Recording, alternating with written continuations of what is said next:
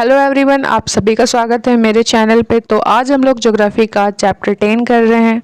तो अगर आप लोगों ने हमारे पिछले वीडियोस को देखा होगा तो आपको पता होगा कि हम अपने एग्जाम के पर्पस से एनसीईआरटी सीरीज को कवर कर रहे हैं। तो क्या आपको पता है कि जोजिला पास किन दो रीजन्स को कनेक्ट करता है? क्योंकि ऐसे क्वेश्चंस अक्सर पीएससी या बीपीएससी में पूछे जाते हैं। तो अगर आप ऐसे क्वेश्चंस का प्रैक्टिस करना चाहते हैं तो आप हमारे टेलीग्राम चैनल को ज्वाइन कर सकते हैं, जिसका लिंक आपको डिस्क्रिप्शन में मिल जाएगा। तो आज के चैप्टर का नाम है लाइफ इन द डेजर्ट, यानी कि मरुस्थल में जीवन कैसा होगा। तो यहाँ पे जो सबसे पहला मरुस्थल है वो है सहारा। तो सहारा के बारे में हम लोग देखेंगे। तो सबसे पहले हम लोग देखेंगे कि सहारा कहाँ पे पड़ता है। तो सहारा जो है अफ्रीका में लोकेटेड है।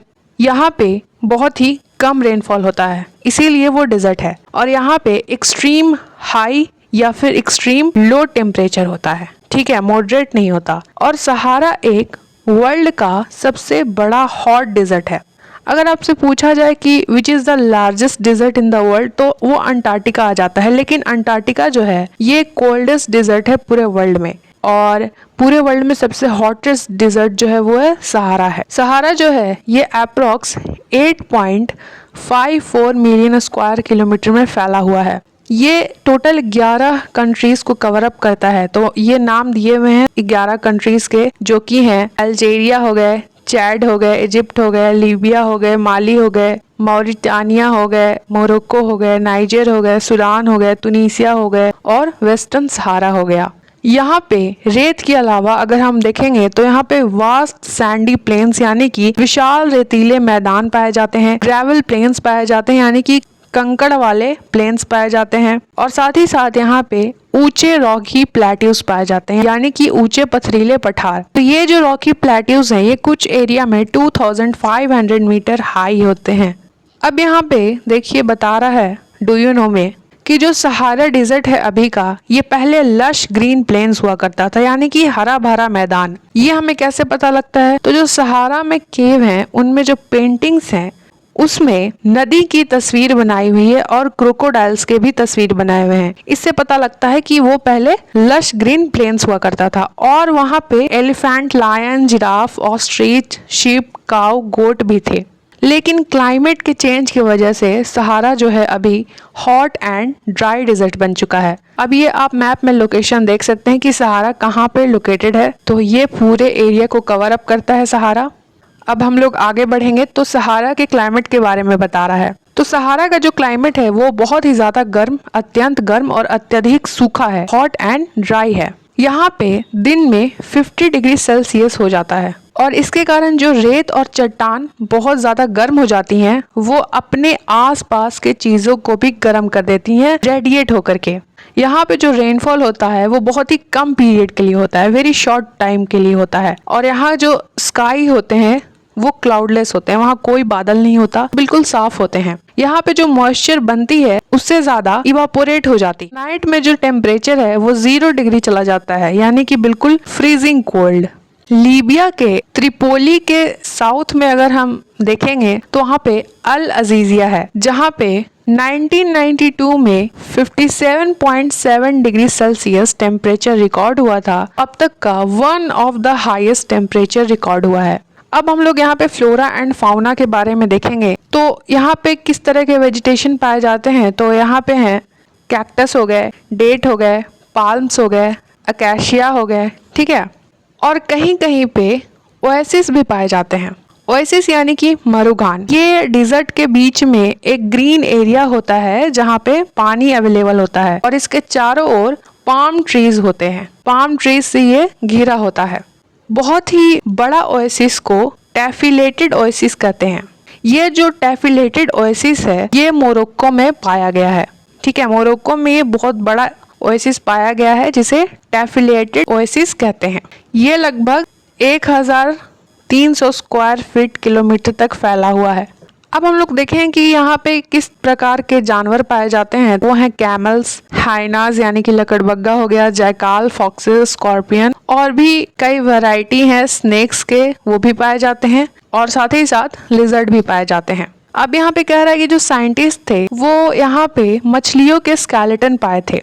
इससे यह पता लगता है कि सहारा पहले वाटर रिच एरिया था, जहाँ पे रिवर्स और लेक्स पाए जाते थे पहले के समय में। अब यहाँ के लोगों के बारे में अगर हम देखें तो सहारा एक हार्श क्लाइमेट होने के बाद भी यहाँ पे कुछ ट्राइब्स रहती हैं, जैसे कि बेडुइन्स हो गए और तुआरेग्स हो गए। ये लोग गोट, शीप, कैमल, हॉर्सेस को पालते हैं ताकि उनसे ये मिल्क हो गए, हाइड हो गए, लेदर हो गए, हेयर हो गए, उसे ले सके और उससे ये बेल्ट्स, स्लीपर, वाटर बोतल, मैट्स, कारपेट्स, क्लोथ्स, ब्लैंकेट्स बनाते हैं। ये लोग बहुत ही हेवी रोब्स पहनते हैं, ठीक है। हेवी रोब्स यानी कि भारी वस्त्र। ये इसलिए पहनते हैं क्योंकि ये खुद को प्रोटेक्ट करते हैं उन गर्म हवा से और धूल वाली आंधी से। सहारा और नाइल वैली में जो ओएसिस हैं वो ऐसे सेटलमेंट्स को, ऐसे ट्राइबल सेटलमेंट्स को क्रॉप्स उगाने में हेल्प करते हैं, उन्हें सेटल्ड होने में हेल्प करते हैं। तो वहाँ पे जो क्रॉप्स उगाए जाते हैं वो है rice, wheat, barley, beans, date palm और इजिप्टियन कॉटन जो है ये पूरे वर्ल्ड में फेमस है। अब यहाँ पे कह रहा है कि डिस्कवरी ऑफ ऑयल, तो अल्जीरिया, लीबिया और इजिप्ट में जब ऑयल का डिस्कवरी हुआ तो उससे पूरा सहारा डिजर्ट ही ट्रांसफॉर्म हो गया क्योंकि इसकी बहुत ही हाई डिमांड थी। और साथ ही साथ यहाँ पे कई मिनरल्स भी पाए गए, जैसे कि आयरन हो गया, फास्फोरस हो गया, मैग्नीज हो गया, यूरेनियम हो गया। अब धीरे धीरे यहाँ पे भी कल्चर चेंज हो रहा है, लैंडस्केप बदल रहा है। जैसे कि पहले जो पाथ थे उसे हटा करके ग्लास ऑफिस बिल्डिंग्स बना दिए गए और वहीं पे सुपर हाईवे बना दिए गए। और ट्रांसपोर्ट में जो चेंज हुआ, जो कैमल्स थे जो साल ट्रेड के लिए यूज होते थे उन्हें हटा करके ट्रक्स को ले आया गया और यहाँ पे मॉडर्न लाइफ इस तरह से आया। तुआरेग्स जैसे जो ट्राइब थे वो अब फॉरेन टूरिस्ट गाइड बन चुके हैं और जो नोमैडिक हर्ट्समैन थे यानी कि घुमतू पशुपालक थे ये सिटी में शिफ्ट हो गए और ऑयल और गैस के इंडस्ट्रीज में काम करने लगे। अब हम लोग आगे यहाँ पे देखेंगे the cold desert of Ladakh. तो देखिए जो लद्दाख है इसमें ला का मतलब होता है माउंटेन और दाख का मतलब होता है कंट्री। यहाँ का जो क्लाइमेट है ये बहुत ही ज़्यादा ठंडा और सूखा है।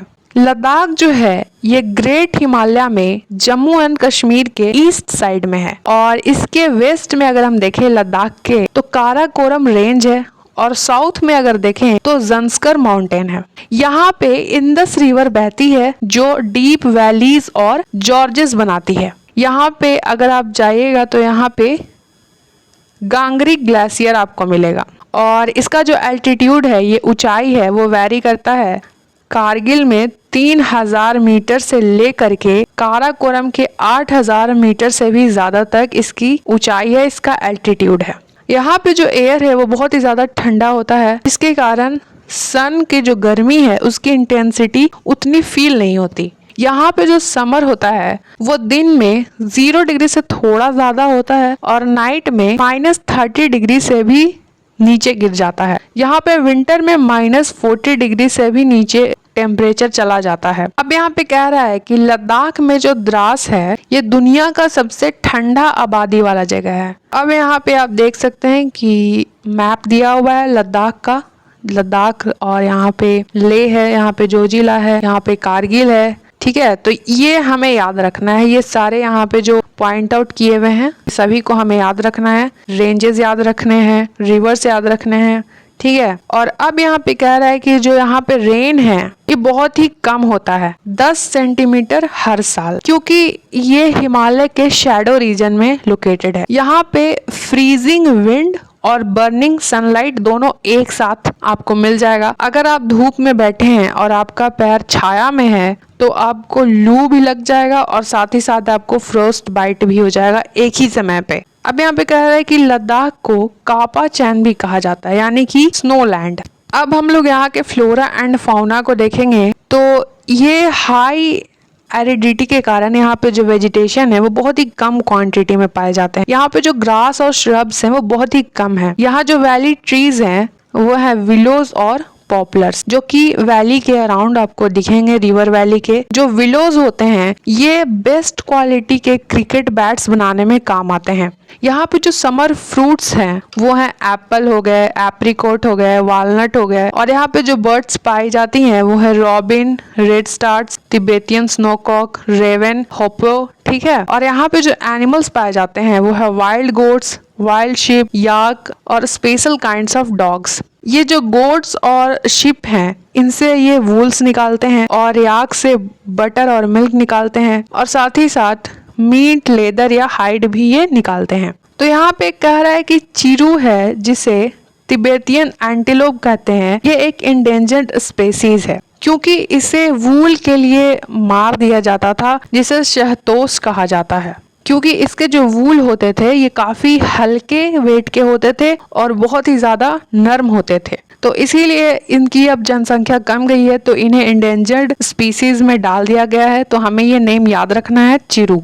तो अब अगर यहाँ देखें तो यहाँ पे लद्दाख के लोगों के बारे में कह रहा है। तो यहाँ के जो लोग हैं ये सेंट्रल एशिया के लोगों जैसे समान दिखते हैं। यहाँ पे जो रिलीजन है वो सबसे ज्यादा मुस्लिम और बुद्धिस्ट पाए जाते हैं। लद्दाख में जो बुद्धिस्ट मोनेस्ट्रीज हैं उन्हें गोम्पास कहा जाता है। यहाँ पे कई फेमस गोम्पास यानी बुद्धिस्ट मोनेस्ट्रीज बनाए हुए हैं, जो कि हेमिस, थिस्की, शे और लामायूरू हैं। यहाँ पे समर में जो क्रॉप्स उगाए जाते हैं वो हैं barley, potatoes, peas, beans, turnip. और विंटर में वो लोग फेस्टिवल या सेरेमनीज में बिजी रहते हैं क्योंकि विंटर बहुत ही हार्श होता है, जिसके कारण वो उस समय पे कल्टीवेशन नहीं कर सकते। यहाँ की जो महिलाएं हैं वो काफी हार्ड वर्किंग हैं। वो घर के काम के साथ साथ फार्मिंग भी देखती हैं, साथ में वो स्मॉल बिजनेस और शॉप्स भी चलाती हैं। लेह जो है वो लद्दाख का कैपिटल है, जो कि रोड और रेलवे दोनों मीडियम ऑफ ट्रांसपोर्ट से कनेक्टेड है। लेह में नेशनल हाईवे 1A जो है वो कनेक्ट करता है लेह से कश्मीर को थ्रू जोजिला पास।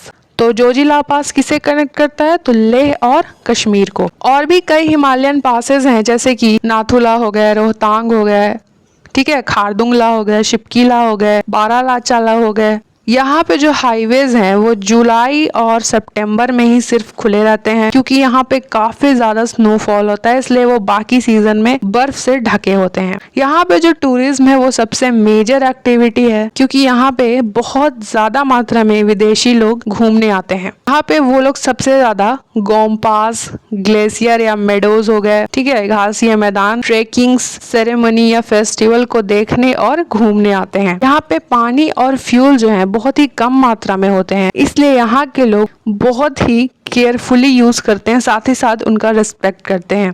लद्दाख के लोग कोई भी चीज को वेस्ट नहीं करते। तो यहीं पे ये चैप्टर खत्म होता है। तो एक बार हम लोग इसका समरी कर लेंगे। तो हम लोगों ने इस चैप्टर में पढ़ा सहारा डिजर्ट के बारे में, जो कि अफ्रीका में है, जो कि वर्ल्ड का सबसे हॉटेस्ट डिजर्ट है। उसके बाद हम लोगों ने यहाँ पे उसका क्लाइमेट देखा, जो कि हॉट एंड पास ड्राई है। फिर हम लोगों ने यहाँ की फ्लोरा एंड फाउना को देखा। उसके बाद हम लोगों ने यहाँ पे ओएसिस को भी देखा। फिर हम लोगों ने वहाँ के लोगों को देखा, जो वहाँ पे फेमस ट्राइब्स हैं, वो है बेडुइन्स और तुआरेग्स। उसके बाद हम लोगों ने द कोल्ड डिजर्ट लद्दाख के बारे में देखा, जो कि ग्रेट हिमालय में और जम्मू एंड कश्मीर के ईस्ट साइड में पड़ता है। फिर साथ ही साथ हम लोगों ने यहाँ पे फ्लोरा एंड फाउना के बारे में देखा। फिर हम लोगों ने वहाँ के लोगों के बारे में देखा, जहाँ पे मुस्लिम एंड बुद्धिस्ट सबसे ज़्यादा होते हैं और वहाँ के मोनेस्ट्रीज को गोम्पास कहा जाता है। फिर हम लोगों ने जोजिला पास के बारे में देखा। उसके बाद हम लोगों ने यहाँ के टूरिज्म और लाइफस्टाइल को देखा। तो यहीं पे ये चैप्टर खत्म होता है। So don't forget to like and subscribe and thanks for watching.